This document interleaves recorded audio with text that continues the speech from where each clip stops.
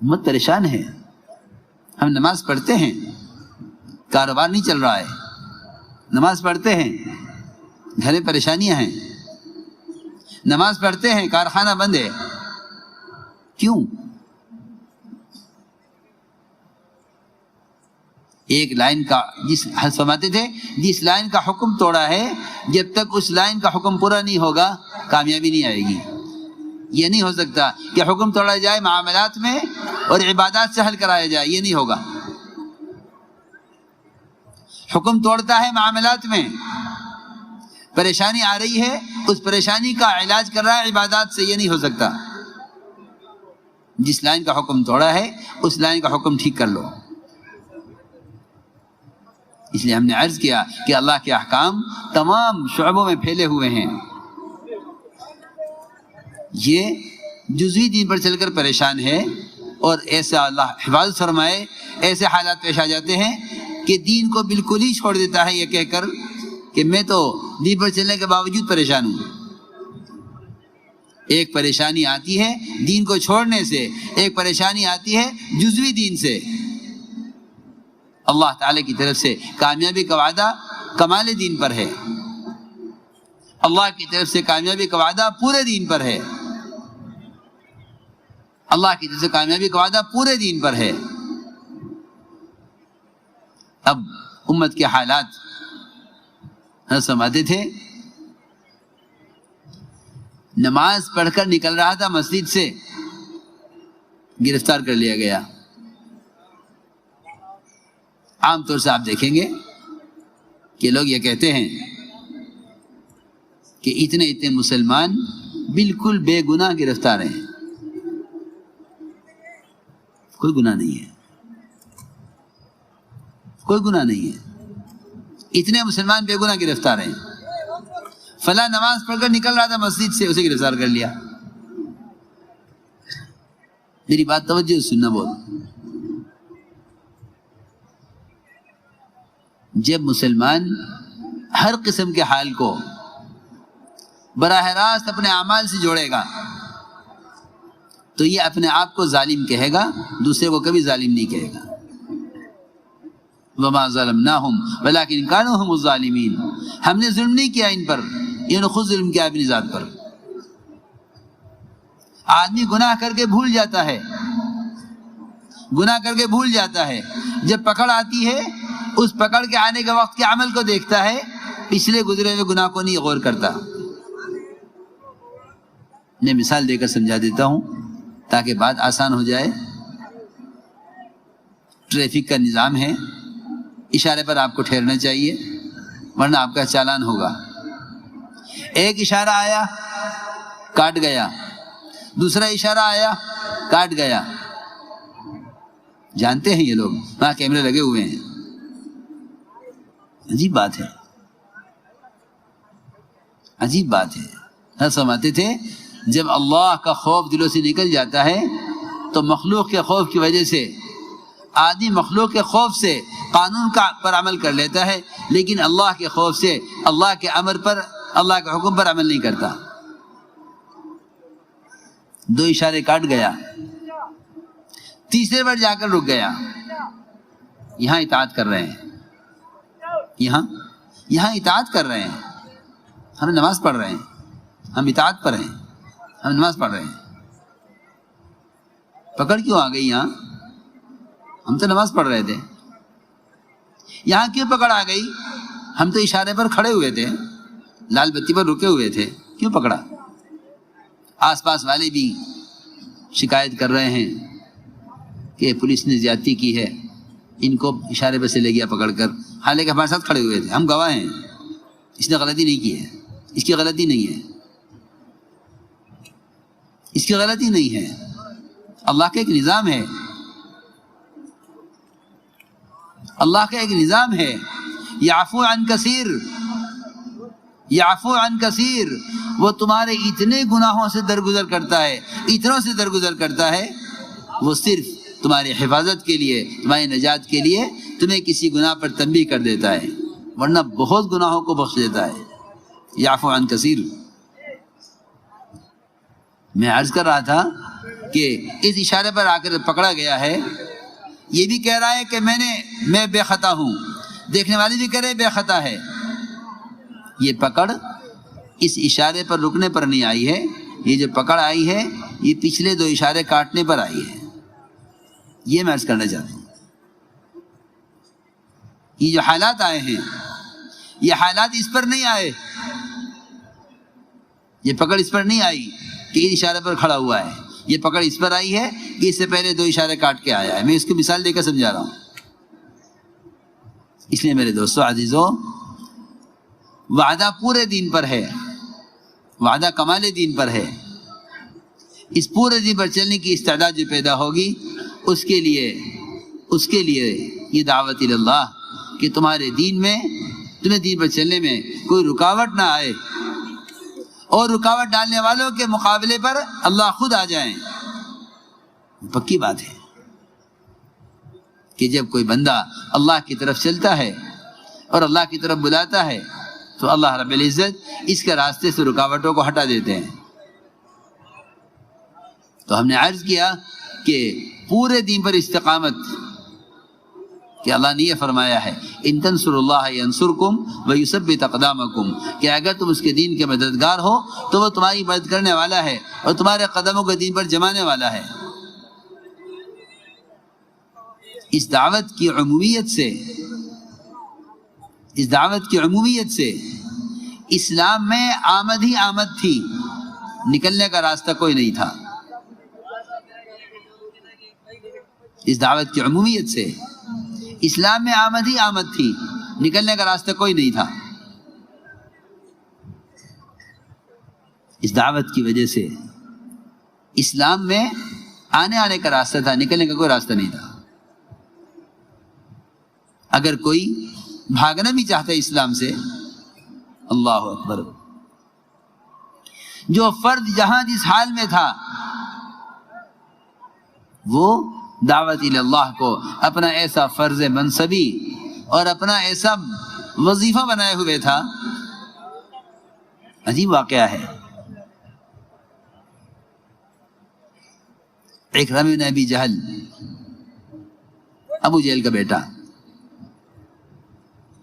سب سے زیادہ ستانے والے ابو جہل، سب سے زیادہ ستانے والے کا بیٹا اکرمہ اسلام سے بھاگے فتح مکہ کے موقع پر، اسلام سے بھاگے۔ یہاں رہ گیا تو یہ جان جائے گی، یہ اسلام کو قبول کرنا پڑے گا، چلو یہاں سے بھاگے، یہاں سے بھاگے، کشتی میں سوار ہوئے یمن جانے کے لیے۔ اللہ کی شان، وہاں ہر فرد اس کوشش میں ہے، ہر فرد اس کوشش میں ہے کہ اس کی آخرت بن جائے، اس کی آخرت بن جائے۔ دعوت کی عمومیت نے صحابہ کو کسی بھی موقع پر کوئی کہیں بھی دعوت اللہ کے بغیر نہیں ہوتا تھا۔ میدان قتال میں جہاں لوگ یہ کہتے ہیں کہ اب دعوت دینے کا وقت ختم ہو گیا، دعوت پہنچ چکی ہے، دعوت ہو گئی، پھر جزیہ ہو گیا، وہ نہیں مانے تو قتال آ گیا ہے۔ اس میدان قتال میں بھی صحابہ کرام اس کوشش میں ہوتے تھے کسی طرح یہ اسلام میں داخل ہو جائے، کسی طرح ہدایت پر آ جائے۔ کام ہی یہی ہے۔ حضرت خالد رضی اللہ تعالیٰ عنہ جرجہ کو میدان قتال میں دعوت دے رہے، اللہ کو دکھا رہے، اے اللہ یہ ہمارے خون کے پیاسے ہیں مگر ہم ان کی ہدایت کے پیاسے ہیں۔ یہ ہے اصل بات، یہ ہمارے خون کے پیاسے ہیں مگر ہم ان کی ہدایت کے پیاسے ہیں۔ جرجہ اور خالد نے میدان قتال میں دعوت دی ہے۔ امام ابو حنیفہ رحمۃ اللہ علیہ فرماتے ہیں کہ میدان قتال میں بھی دعوت دینا مستحب ہے، میدان قتال میں دعوت دینا مستحب ہے، جبکہ دعوت اس کے دین میں دینا واجب ہے، وہ دعوت پہنچ چکی ہے، تبھی میدان قتال میں دعوت دینا مستحب ہے۔ حضرت خالد کی دعوت پر ساری روم کی فوج کے سپہ سالار جرجہ نے اسلام قبول کیا ہے۔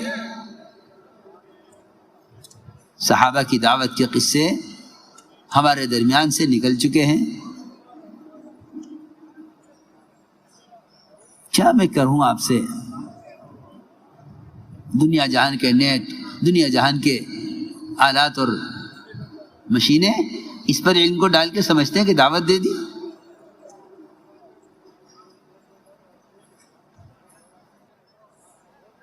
دعوت پہنچ گئی۔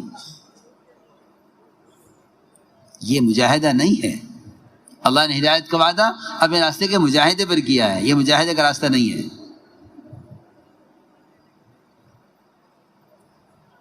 چنانچہ حضرت اکرمہ بھاگے اسلام سے اور یمن کی طرف، یمن کا ارادہ کیا، یمن بھاگے۔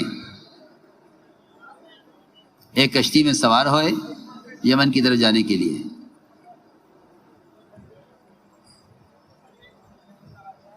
اللہ کی شان، اللہ تعالی ہدایت دینے پر آتے ہیں تو ایسے حالات پیدا کر دیتے ہیں کہ ان کے لیے بھاگنے کا کوئی راستہ نہیں ہوتا۔ کشتی میں طوفان آ گیا اور کشتی ڈوبنے لگی۔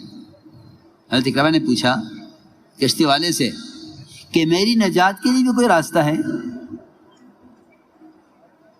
میری نجات کا بھی کوئی راستہ ہے کہ مجھے نجات ہو جائے؟ کشتی والے نے کہا ایک ہی راستہ نجات کا ہے، ایک ہی راستہ نجات کا ہے۔ تو وہ کیا ہے بتاؤ؟ میں ڈوب رہا ہوں، تیرنا نہیں آتا، طوفان آ گیا، کشتی پلٹ رہی ہے۔ اس نے کہا، کشتی والے نے، لا الہ الا اللہ کہہ لو بچ جاؤ گے۔ کشتی والے نے کہا یہ نہیں کہ تمہیں تیرنا نہیں آتا، تمہیں کیا کروں؟ کوئی تدبیر نہیں بتائی بچنے کی۔ بچنے کا ایک ہی راستہ، یہی کلمہ نجات ہے، یہی کلمہ نجات ہے۔ آپ نے فرمایا یہی وہ کلمہ نجات ہے جس کو دے کر میں بھیجا گیا ہوں، اور میں چچا پر پیش کیا تھا، انہوں نے اس کو قبول نہیں کیا، یہی کلمہ نجات ہے۔ کشتی والے نے کہا نجات کا کوئی راستہ نہیں ہے سوائے اس کے کہ لا الہ الا اللہ کہہ لو۔ اکرمہ کہنے لگے اگر مجھے لا الہ الا اللہ کہنا ہوتا، مجھے لا الہ الا اللہ کہنا ہوتا تو میں یمن کیوں بھاگتا؟ میں تو یمن بھاگ رہا ہوں لا الہ الا اللہ سے بچنے کے لیے۔ ادھر کشتی والے نے دعوت دی، ادھر ان کی بیوی ام حکیم، انہوں نے ساحل سے کپڑا ہلایا، انہیں بلایا جلدی واپس آؤ، اور یہ کہا کہ میں نے تم سے، حضور اکرم صلی اللہ علیہ وسلم سے تمہارے لیے امان لے لی ہے، تم چلو۔ یہ محمد صلی اللہ علیہ وسلم یہ بہت جوڑ کر چلنے والے ہیں، یہ سب کو لے کر چلنے والے ہیں، یہ بڑا احسان کرنے والے ہیں۔ یہ ڈرے ہوئے تھے، یہ ڈرے ہوئے تھے کہ میرے باپ کا بدلہ مجھ سے لیا جائے گا۔ باپ کا بدلہ بیٹے سے لینا، باپ کا بدلہ بیٹے سے لینا، میں کیا آپ کو بتاؤں، یہ تو جانور بھی نہیں کرتا، جانور بھی نہیں کرتا۔ جا کے بھاگ گیا اس کی ماں، اس کا کیا ہوگا؟ بڑا پریشان، بڑی دور تک جنگل میں وہ اس بچے کو اپنے منہ میں لے کر اٹھائے پھرتا رہا۔ یعنی میں وہ سامنے بیٹھا، مجھے بتلایا کہ میں گاڑی لے کے اس کے پیچھے رہا شیر کے، کہ دیکھو یہ کہاں تک جاتا ہے۔ آخر ایک جگہ وہ ہرن ملا اس کو، اس نے بچہ اس کے حوالے کیا اور چلا گیا۔ یہ مجھے صاحب نے خود سنا جنہوں نے دیکھا۔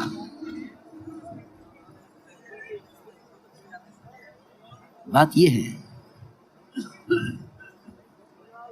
اس لیے میں نے عرض کیا کہ یہ انتہائی بد اخلاقی اور انتہائی درندگی کا مزاج ہے کہ باپ کا بدلہ بیٹے سے لے لو۔ نہیں، حضور اکرم صلی اللہ علیہ وسلم نے حضرت اکرمہ کے آنے سے پہلے ہی صحابہ کو بتا دیا کہ اکرمہ آ رہے ہیں، اسلام قبول کرنے کے لیے آ رہے ہیں، دیکھو ان کے سامنے ان کے باپ کو برا مت کہنا، تبھی تمہیں اس کے باپ کی حرکتیں یاد آ جائیں، اور تم کوئی ذرہ برابر کوئی بات ابو جہل کی ستانے کی اس کے بیٹے کے سامنے مت کرنا۔